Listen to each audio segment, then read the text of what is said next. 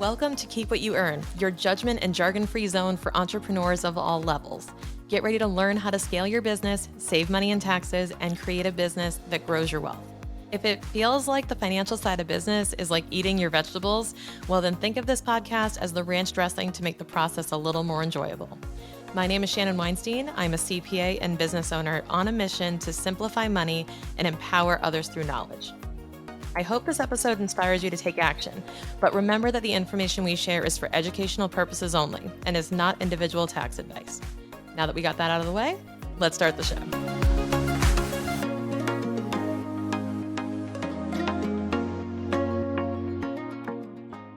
So this question came up recently in a conversation I had with a client, a new client, especially around tax time when we were talking about the tax services we offer. Now, we do the business tax returns for all of our CFO clients, and we often do the personal as well because it's just more convenient that way. And a customer asked me, is it better that I have the same accountant do my business and personal? They had indicated that in the past that has always been the case, but we were actually exploring this as an option because I made the suggestion that they hire someone different to do their personal taxes than us.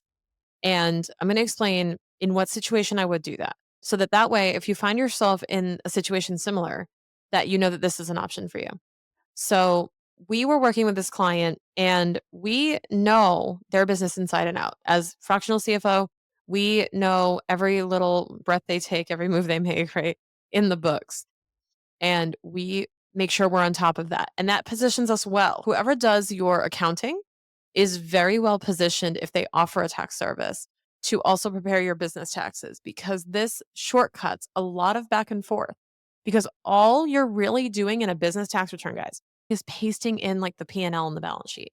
If you've done the books properly, then all you're doing is copying the numbers from your books into the tax return. Now, there's a little bit more to it than that, but the chunk of the work is really a copy and paste exercise and making sure it maps to the line items that are in the tax forms. That's really it. That's the majority of it. So, whoever does your accounting or your bookkeeping or does your year end is really well positioned to be involved in the business tax return. So, if you have a tax professional that's helping you and they're capable of doing taxes, that's the best person for the job. If they've been involved during the course of the year doing accounting work. Now, should you then hire that same person to do your personal? Well, it depends. Here are the factors I would consider.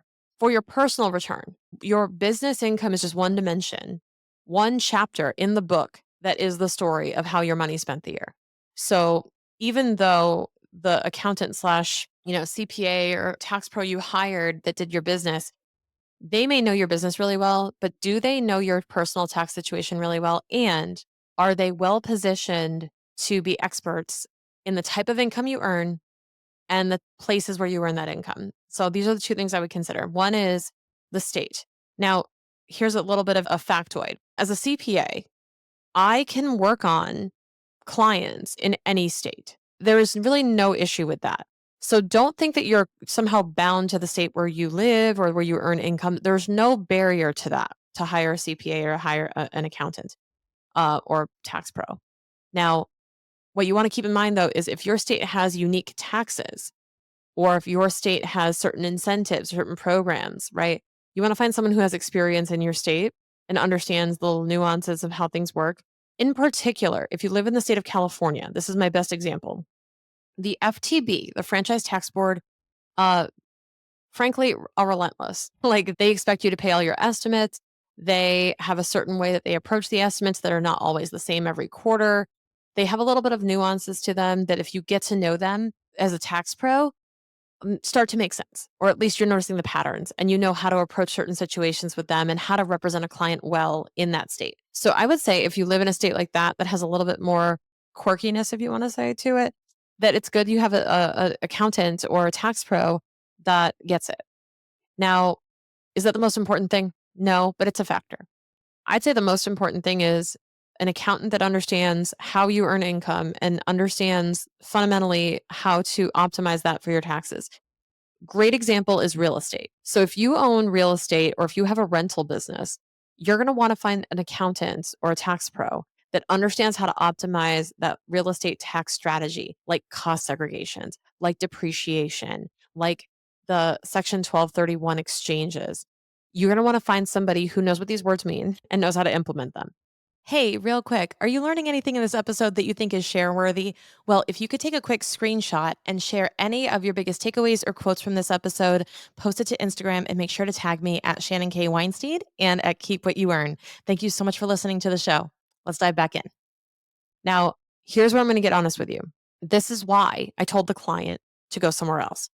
I am not, me, Shannon, I am not an expert, throughout the whole tax system. I am not a tax expert at my core. I am a CFO at my core.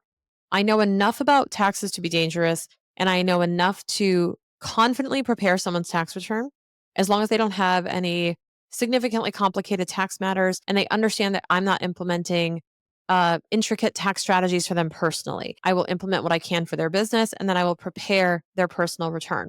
My clients understand this and they know that I'm not going above and beyond, within reason to locate significant tax strategies. I will bring in consultants if I can, if I know they earn money a certain way outside of their business that's pretty significant. I may either outsource that to somebody, like bring them in as a consultant to help me, or I will tell them just to go to that person.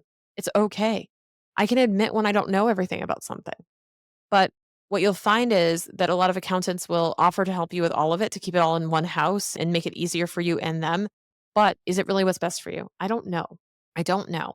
You have to be willing to say, hey, I earn money these three ways primarily, or this one way primarily. Are you able to help me with that confidently? And do I know that you're going to be optimizing all the strategies possible for me in these areas? Yes. Specifically, look for accountants who lean into a niche like that, like real estate, because they will come in very knowledgeable about that. And by the way, if you need some recommendations for people in these certain areas, I do know a bunch of people. You can go on my LinkedIn. A lot of them are unconnected to, but you want to be paying attention to where those accountants concentrate or those tax pros concentrate and be looking for what it is you need. Don't go with just convenience. Please don't lean into convenience as your core value here, where you're going to just be going with the first person who crosses your desk because you'll get what you search for. The first person that crosses your desk, but it's not necessarily the right person for you. So if you need something beyond, say, your business's tax accountant, your business's CFO to do your personal taxes, I'm willing to say, hey, maybe we're not the best person to do it because this client in particular needed a cost segregation done for their real estate business. And I said, look, I don't know how to do that, at least not yet. And I know someone who does. So I'm going to say the best thing for you to do would be to use them for this year's taxes and develop a relationship with them because they'll help you optimize that. I won't be able to do that for you this year. And I'm cool with that. My goal is whatever will get the client the result that they're looking for. And it doesn't serve me or them to lie about my degree of experience or expertise in any particular area.